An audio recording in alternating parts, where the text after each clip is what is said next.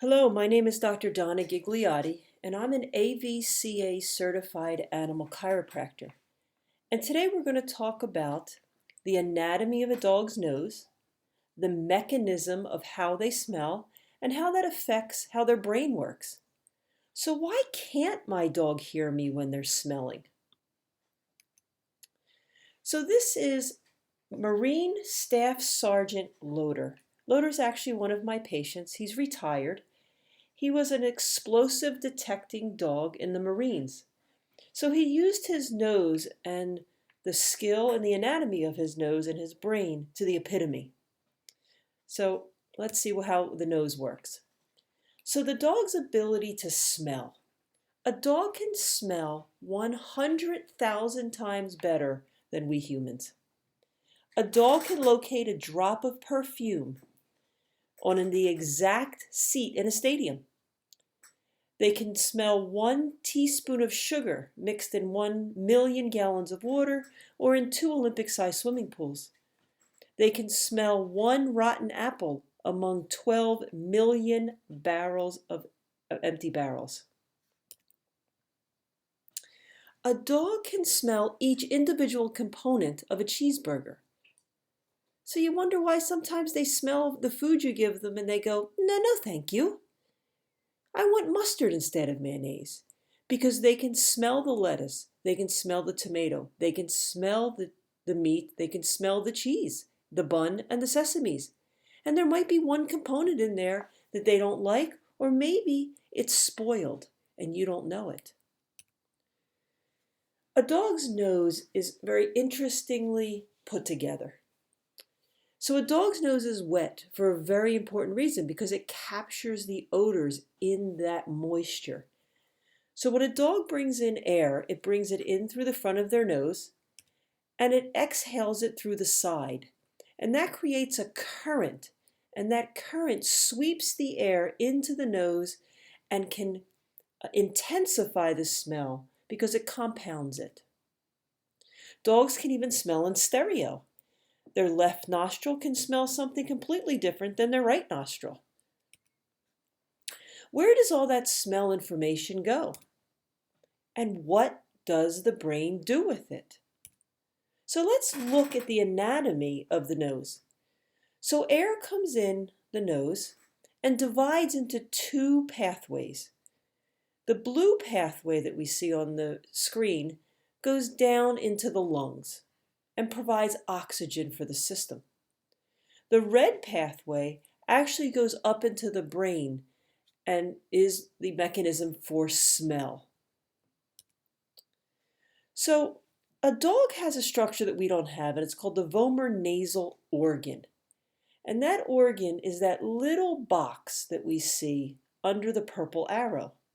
So what happens is air comes in the nose, divides, as we saw in the previous slide, to either go down into the lungs or some passes over this vomer nasal organ, which then goes to the brain, the center part of the brain, for smell. What's very interesting about that structure and the nerve that goes from there to the brain, there are no connections. It is one direct pathway, and very quickly it moves to the brain. In humans, ours has synapses or connections. So how do dogs see with their noses? So Andrea Horowitz has several YouTube videos.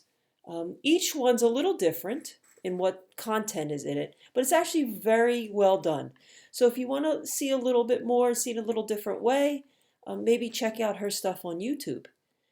So in our brain and in the dog's brain, there's a place where all that information from smell goes. And it goes to a thing called an olfactory bulb. And we can see that in a human brain, even though the human brain is bigger, that olfactory bulb only contains 5 million nerve cells. And on a dog, it contains 300 million. So it's really large in comparison to the size of their brain. So let's look at a dog's brain. So there are many parts, and we're just going to go over a couple because every part that we see on this slide is directly affected by smell. So we have the cerebrum and the cerebral cortex, which is the biggest part of the brain, and that's the part that's used for thinking. And then we have the brain stem, which helps to control information that goes from the brain to the body. It also has some other things that it does, which is controls our breathing, our swallowing, our heart rate, our blood pressure, and helps us to regulate sleep and awake. And then we have this place called the basal ganglion, which is very interesting, and it has a relationship with that cortex that we talked about and with the brainstem. It also has a connection with a place called the thalamus, which is in the brain. It's like a giant relay system, okay? It's a sorter of information. So that basal ganglion is related to smell because it works with emotion and arousal. It also is related to thinking, the cortex, eye movements, because when we smell something, we turn our heads to see where that smell's coming from. We can learn from what we smell, and we can form habits, and we can voluntarily move our heads. So the dogs also have cerebellums, and that controls balance. It helps with coordination. There's another area called the hypothalamus, and that helps with bodily functions like body temperature, appetite, and it regulates emotions. And smell can bring up an emotion, so that's how the thalamus is related to smell. Then we have the hippocampus. And the hippocampus's job is to form and store memory. It's very related to the amygdala, which we're going to see how important that is in smell. So if a dog is stressed, if a human is stressed, the hippocampus doesn't work well. Any memory that it's trying to remember, it can't. Or it distorts what it sees. So if a dog is stressed and there's a terrible smell related to an apple, the dog might think that the apple is the problem, when in reality the smell was. But they're stressed, and that memory gets stored in a very distorted way. So here comes the amygdala, and the amygdala is very, very, very connected to smell. It controls aggression and perceives emotion. So we can see that the parts of the brain lumped together is the cortex for reason, the limbic system, which is about reactions to emotions, and the reptilian part, which is instincts. So that limbic system and the reptilian complex are very tied together and very, very influenced by smell.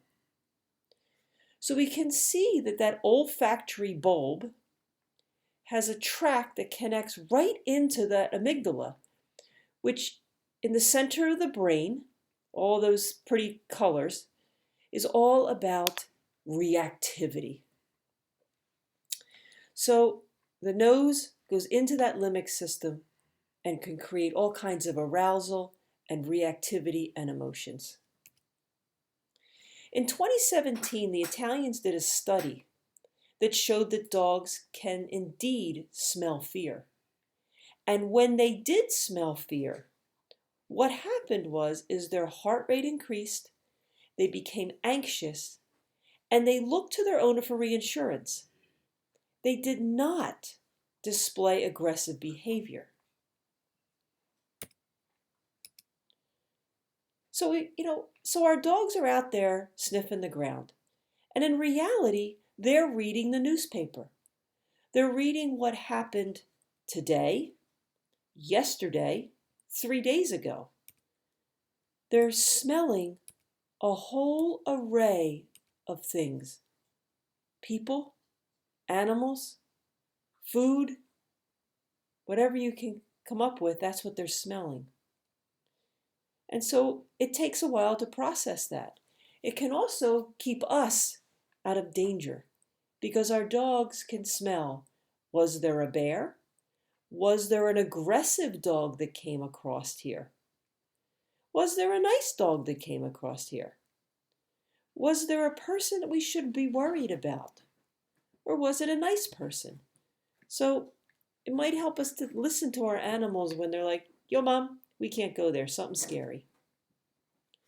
So smell also increases dopamine in the brain, and that's a neurotransmitter that's used to activate the reward center of the brain, which helps us with training dogs.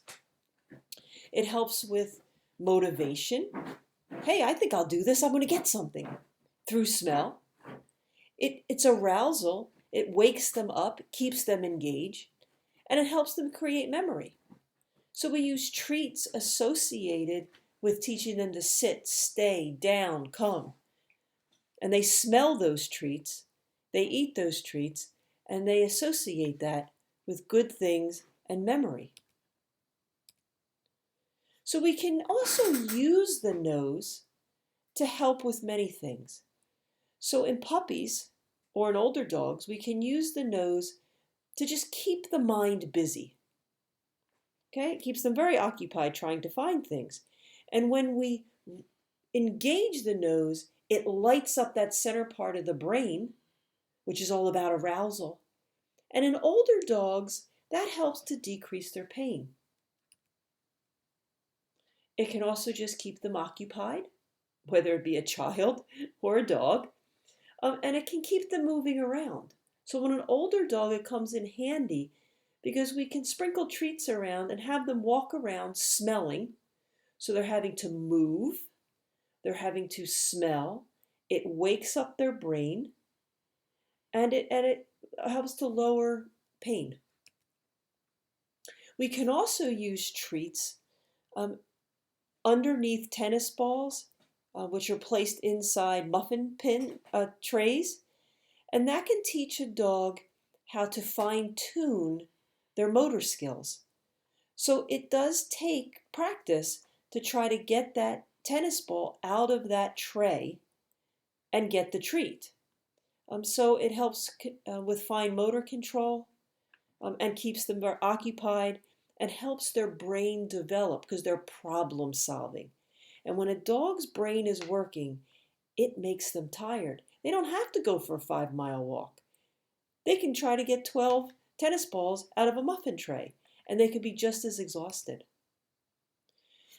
As an animal chiropractor, I also use the nose to engage parts of the brain to strengthen certain muscles in the back.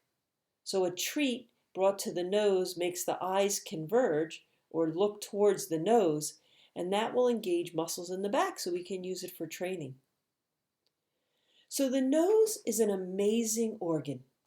Not only does it help bring oxygen into the body, but it goes into the brain and can tell a dog an infinite amount of things of their environment, which could be helpful for their survival. It could be helpful for us to keep us safe. And it could help them also stay engaged and healthy. So I hope you enjoyed the little talk on how a dog's nose works. And if you'd like to read a little about Staff Sergeant Loader, feel free to read about him. And finally, for additional educational information, if you want to visit my website, which is tissuetalk.net, which has additional information, videos, and a link to my blog. Thank you again for listening to the video.